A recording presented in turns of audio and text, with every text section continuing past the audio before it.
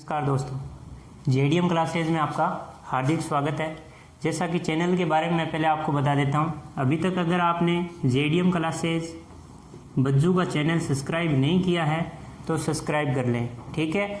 और आज का जो अपना टॉपिक रहेगा वोल्टमीटर का रहेगा। ये उन बच्चों के लिए है जो अभी कॉलेज नहीं आ पा रहे हैं, ठीक है। क्योंकि आज कितनी तारीख हो गई है, 20 तारीख हो गई है, 20/3/2020।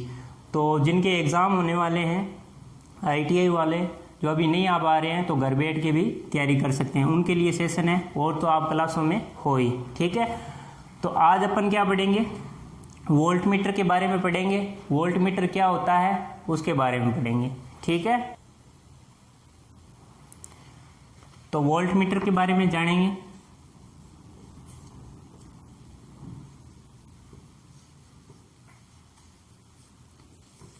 वोल्टमीटर की अगर अपन सामान्य जानकारी देखें बच्चों, तो सबसे पहले आता है आविष्कार। क्या आता है? आविष्कार। तो वोल्टमीटर का आविष्कार किसने किया था? वोल्टमीटर का आविष्कार किया था हैंस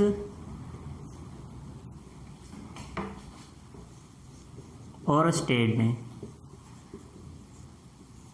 ठीक है। हैंस ओरस्टेड ने। पहला तो ये पूछ सकते हैं बेसिक, हालांकि पूछते नहीं है, बेसिक आपको मैंने बता दिया है। दूसरी बात, वोल्टमीटर को विभवमापी भी बोलते हैं। क्या बोलते हैं? वोल्टमीटर को विभवमापी भी बोलते हैं, ये ध्यान में रखना है आपको, ठीक है।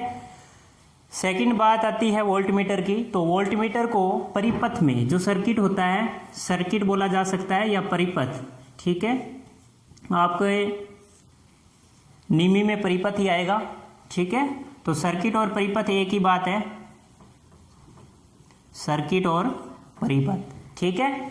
तो अपन सर्किट और परिपथ के बारे में देखें तो ये कौन से क्रम में होता है? समांतर क्रम में होते हैं। क्या होता है प्यारे बच्चों? समांतर क्रम में होता है, ये आपको ध्यान रखना है। यहाँ जनरली चीज ये पूछी जा सकती है, आविष्कार किसने किया है। दूसरी बात, कौन से क्रम में होता है? तो समांतर क्रम में होता है सर्किट। ये जैसे आपकी लाइनें जा रही है, फेज और न्यूट्रल, क्या है? फेज और न्यूट्रल। इनके बीच में जो परिपथ लगाया जाता है वोल्टेज याद करने के लिए, उससे क्या बोला जाता है? वोल्टमीटर बोला जाता है। क्या बोला जाता है? वोल्टमीटर बोला जाता है, ठीक है। वोल्टमीटर को ही विभवमीटर भी बोलते हैं, साथ में समांतर क्रम में संयोजित होता है।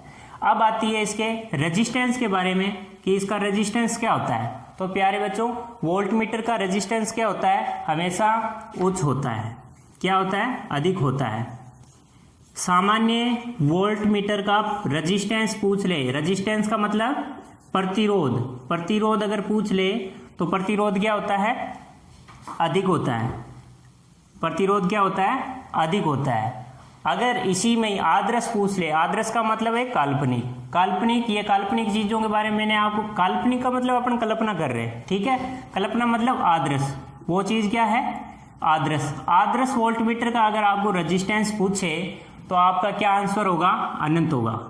क्या होगा? अनंत होगा। अनंत, या क्या बोलते हैं? एम्फिडेंस, ठीक है। ये भी अगर आपका सिंबल आ जाए तो वो सही माना जाएगा। कई बार ये सिंबल दे देते हैं, अनंत नाम नहीं लिखते हैं, ठीक है। तो सिंपल में आप फिर से समझते हैं वोल्टमीटर क्या होता है।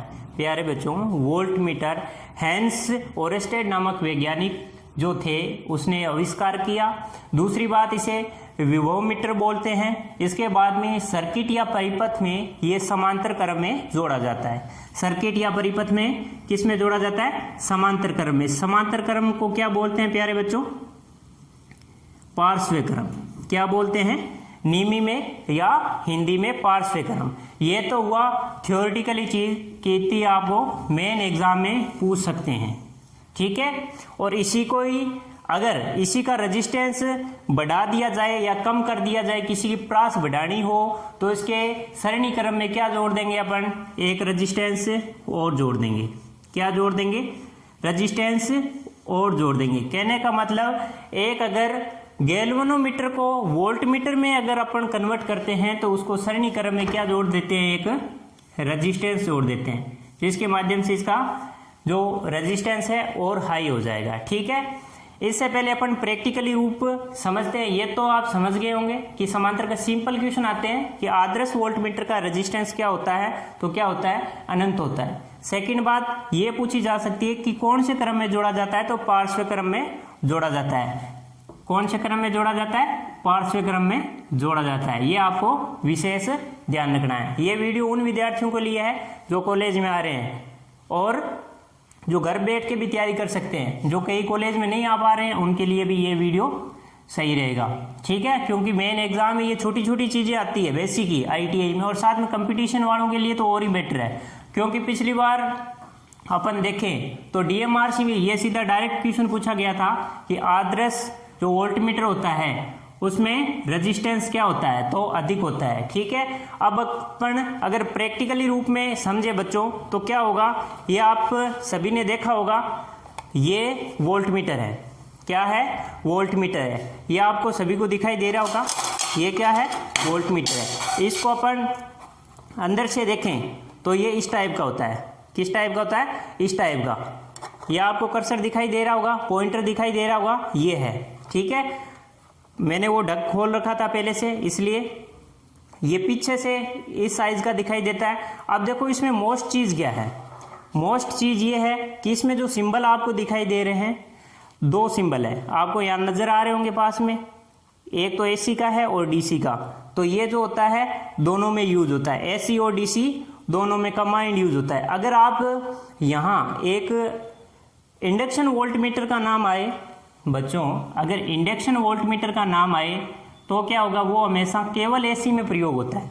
अगर इंडक्शन नाम नहीं आए, डायनेमो आए, तो वो दोनों में यूज होता है। ये डायनेमो प्रकार का है, ठीक है।